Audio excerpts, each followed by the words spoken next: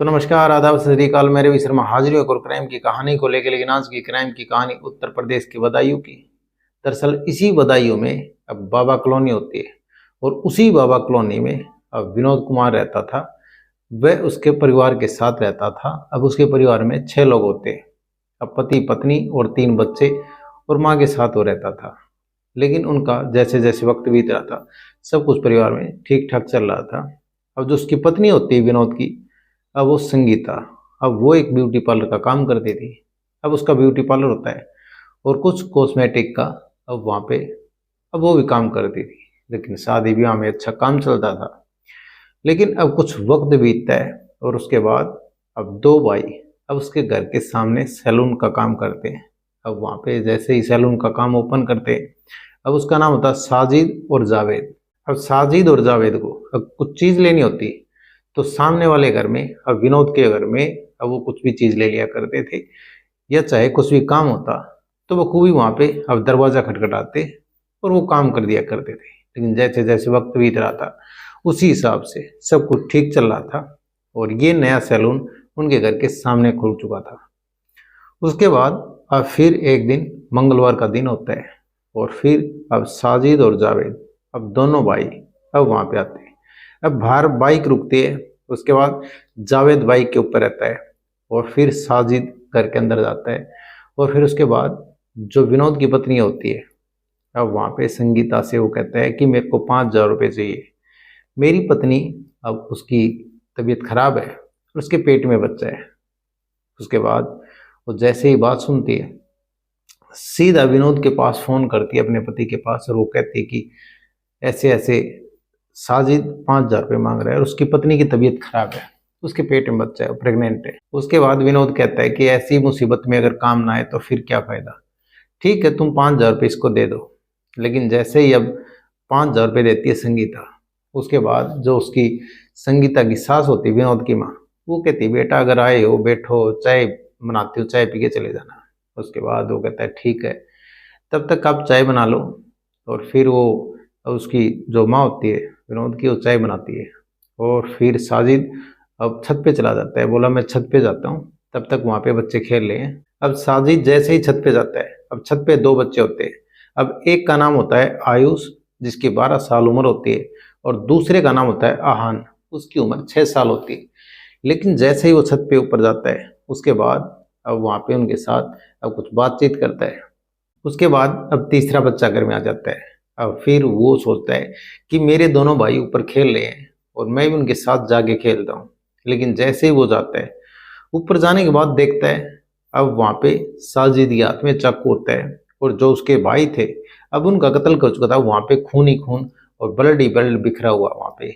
और उसके बाद अब फिर वो चीखता चिल्लाता है, लेकिन एकदम से उसकी तरफ अब साजिद दौड़ता है। लेकिन वहाँ पे ब्लड के बहने से अब उसका ब्लड में अब जैसे ही पैर फिसलता है वहाँ पे गिर जाता है और गिरने के कारण अब उसको पकड़ नहीं पाता, वरना वो उसका भी कत्ल कर देता है। और फिर वो बच्चा भाग के नीचे आता है।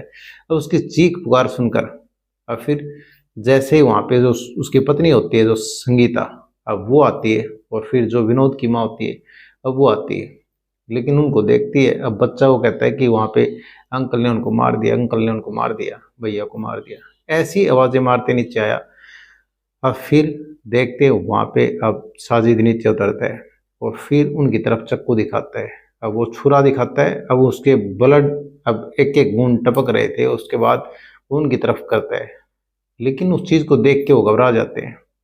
अब जो अब संगीता होती है और विनोद की माँ होती है वो एकदम से डर जाती है, लेकिन वो बाहर की तरफ भागती हैं। उसके बाद वो कहता है कि तुम भी आ जाओ, तुम्हारे को भी छोड़ूंगा नहीं, तुमको भी मार दिया जाएगा। उसके बाद वो चीखती चिल्लाती बाहर भागती है और फिर दरवाजे को बंद कर देती है। लेकिन जैसे ही दरवाजा बंद होता है अब कहीं ना कहीं साजिद अंदर लॉक हो चुका था। अब उसको भागने की कहीं भी जगह नहीं मिलती। उसके बाद अब वो चीखती पुकारती है, देखते ही देखते वहाँ पे पूरा मोहल्ला इकट्ठा हो जाता है। उसके बाद अब फिर जैसे ही सब लोग इकट्ठा होते हैं फिर वहाँ पे अब कुछ लोग दरवाज़ा खोलते हैं। लेकिन अब उधर जो साजिद अंदर होता है और जावेद बाहर बाइक पे होता है। अब उसको लगा कहीं ना कहीं अब जिस तरह से इतनी भीड़ इकट्ठा हो गई और अब अगर मैं कुछ बोलूँगा या कि उसकी बचाव की कोशिश करूँगा तो भीड़ मेरे को ही मार देगी। अब वो वहाँ से बाइक स्टार्ट करता है और वहाँ से भाग जाता है। अब किसी की भी उसके ऊपर नज़र नहीं जाती। उसके बाद वो निकल जाता है। अब फिर जावेद निकलता है, साजिद घर के अंदर होता है। फिर वहाँ पे कुछ लोग दरवाज़ा खोलते हैं, लेकिन वो भागने की कोशिश करता है। अब फिर वहाँ पे भीड़ पकड़ लेती है। अब उसको मारना पीटना स्टार्ट कर देती है। लेकिन अब जैसे ही कोई ऊपर जा करके देखता है, वहाँ पे चीखता है, चिल्लाता है, बोलता है यहाँ पे दोनों बच्चों का मर्डर कर दिया।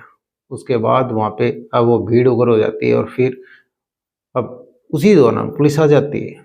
लेकिन पुलिस उसको अपनी कस्टडी में लेती है, अपने कब्जे में लेती है, क्योंकि वहाँ पे भीड़ अब जिस तरह से उसको मार रही पीट रही थी। उसके बाद अब पुलिस उसको लेके जाती है।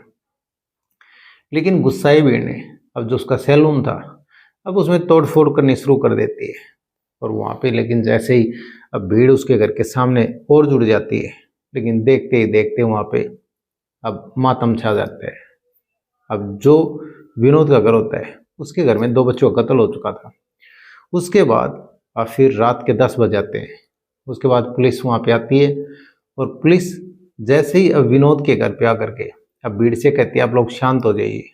अब फिर वो बताती कि जो साजिद है वो हमारी कस्टडी से भाग रहा था और फिर उसी दौरान अब भागते दौरान अब उसने हमारे ऊपर फायर किया और उसी एनकाउंटर में ढेर हो गया। उसके बाद भीड़ भी सोचा कि चलो जिस तरह से उसने किया उसकी सजा उसको मिल चुकी है। अब भीड़ को थोड़ी शांति मिली। उसके बाद अब फिर जावेद की तलाश में पुलिस इधर से उधर दौड़ती रहती है और फिर अब उनके घर जाती है। अब साजिद और जावेद के घर जाती है, उधर पता करती है कि आखिर वो कहाँ पे गए थे और जिस तरह से मंगलवार के दिन अब कैसे गए थे और क्या कहे गए थे। तो वो कहते हैं यहाँ से तो दोपहर में गए थे, लेकिन हमारे को इससे आगे कुछ नहीं पता। उसके बाद पुलिस उससे घर पे कहती है कि एक कफन की तैयारी कर लो, क्योंकि जो साजिद होता है वो हमारी कस्टडी से भाग रहा था, उसका एनकाउंटर कर दिया गया। लेकिन उसके बाद जैसे ही ये खबर मीडिया में चलती है, अब देखते ही देखते पूरे अब देश विदेश में ये खबर तैरने लगती है। आखिर 2 मासूमों का किसी ने क्या बिगाड़ा था और उसका जिस तरह से अब कत्ल कर दिया गया। उसके बाद अब जो उसका भाई होता है जावेद, अब वो भागकर दिल्ली किसी रिश्तेदार के वहाँ चला जाता है। उसके बाद अब वो रिश्तेदार के वहाँ जाता है और बोलता है ऐसे ऐसे हो गया। उसके बाद वो रिश्तेदार कहता है कि भाई देखो, तुम वहीं पे चले जाओ और सरेंडर कर दो। जिस तरह से तुम्हारे भाई की एनकाउंटर हो चुका और फिर तुम यहाँ पे आए हो, लेकिन पुलिस तुमको पकड़ेगी तो पक्का, लेकिन उससे पहले तुम वहाँ पे जा करके अब सरेंडर कर दो। उसके बाद वो कहता है ठीक है, लेकिन वहाँ से वो फिर चलता है और अब बदायूं में नहीं जाता, अब वो बरेली जाता है। अब उसको ये डर था कहीं बदायूं गए तो फिर एनकाउंटर ना हो जाए। उसके बाद अब बरेली जाता है और बरेली में जाने के बाद वो फिर अपनी वीडियो बनाता है और बोलता है कि ऐसे ऐसे मैं जावेद और फिर बदायूं वाला जावेद, इस तरह से कुछ बातें कहता है और फिर कहता है कि मैं पुलिस के सामने सरेंडर करना चाहता हूँ। उसके बाद पुलिस पकड़ लेती है और फिर बदायूं पुलिस को हैंड ओवर कर देती है।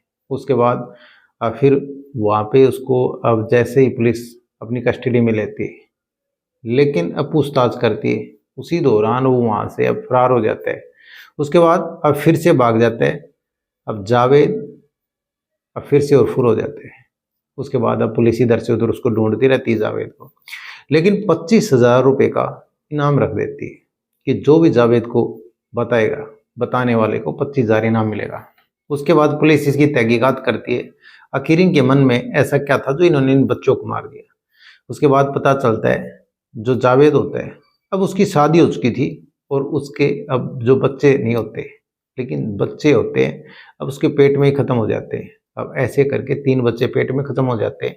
एक बच्चा होता है अब वो फिर पेट से बाहर खत्म हो जाता है। ऐसे करके 4 बच्चे खत्म हो जाते हैं। और फिर जिस तरह से अब इसके मन में एक बचपन से इसके मन में एक चिड़चिड़ापन होता है और एक दूसरे के प्रति फिर ऐसे एग्रेसिव हो जाता है। उसके बाद अब ये जो उसके परिवार के बच्चे होते हैं, अब ये उनको भी झड़का देता था, ऐसे ही मार देता था, पीट देता था, लेकिन अब बच्चों से इसको प्यार नहीं होता। अब यहाँ पे जिस तरह से इसने जो दुकान बनाई थी अब विनोद के घर के सामने सैलून करा था, अब यहाँ पे विनोद के 3-3 बच्चे होते हैं और वहाँ पे जिस तरह से इसकी घर के सामने इसको 3 बच्चे दिखते थे और फिर इसका कहीं ना कहीं वो इरिटेट होता था, उनसे जल्न करता था। लेकिन अगर आखिर बच्चों से इसने इतना जलन थी और फिर ऐसी बातें थी, तो फिर इसके घर में भी तो बच्चे थे, आखिर उनको क्यों नहीं मारा? आखिर इसी विनोद के ही बच्चों को क्यों टारगेट किया, और दोनों बच्चों को? और वहां से इसको जब भी जरूरत होती थी पैसों की, तो पैसे लेता था, और विनोद के घर से इसकी मदद होती थी, दोनों भाइयों की। उसके बाद उस दिन भी इन्होंने 5,000 रुपये इनको दिए, लेकिन जिस तरह से अब फिर इन दोनों बच्चों का कत्ल कर दिया। लेकिन साजिद और जावेद ने इन्हीं बच्चों को क्यों चुना, इन्हीं को क्यों टारगेट किया? और फिर जिस तरह से अब उस दिन आए, तो फिर छुरा लेकर के और कुछ न कुछ प्लानिंग करके आए। शायद क्या प्लानिंग थी, क्या नहीं थी, ये तो जांच करेगी पुलिस, जांच में ही सामने आएगा। लेकिन जो भी हुआ, 2 बच्चों का कत्ल हुआ, निर्मम हत्या की गई, और बहुत ही गलत हुआ। लेकिन ये कहानी सुनाने का मतलब किसी का दिल दुखाना नहीं, ये किसी की भावनाओं को ठेस पहुंचाना नहीं। ये कहानी सुनाने का मतलब आप सतर्क रहें, सावधान रहें। तो कैसी लगी आज ये कहानी कमेंट सेक्शन में जरूर बताएं। वीडियो को लाइक कर दें, चैनल को सब्सक्राइब कर दें, बेल आइकन को प्रेस कर दें, ताकि हर वीडियो का नोटिफिकेशन मिलता रहे। जय हिंद, जय भारत।